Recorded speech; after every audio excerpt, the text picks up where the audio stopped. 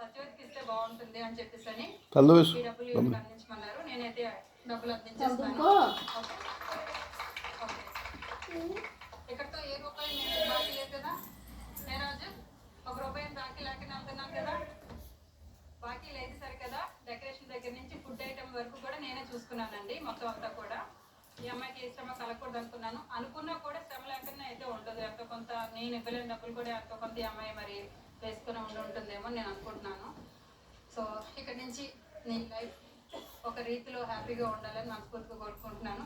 పెద్ద మనిషిగా ఎదురుగా రామకృష్ణ గారు ఉన్నారు కాబట్టి ఇంతకుముందు ఎలా అయితే నీ గురించి పట్టించుకున్నారు ఇక్కడ నుంచి కూడా ఆయన పట్టించుకోవాలని మేము అనుకుంటున్నాము. అలాగే గ్రామస్తులు అందరూ కూడా ఒక భర్త లేని ఆడవాళ్ళకి మనం తోడుగా ఏ చిన్న విషయానికైనా అమ్మ మీరు అందరూ వచ్చి హెల్ప్ చేసేది చూసారా, ఇలాంటి వాళ్ళకే చేయాలి. మనం ఏం చేసినా కూడా అందరూ ఉండి ఫ్యామిలీలో అందరూ వెళ్ళిపోతారు. ఇప్పుడు ఎంపీ ఇంటికి వెళ్ళి ఎంపీ వచ్చామో మీరు అందరూ అన్నట్టు పొలమని వెళ్ళిపోతాం.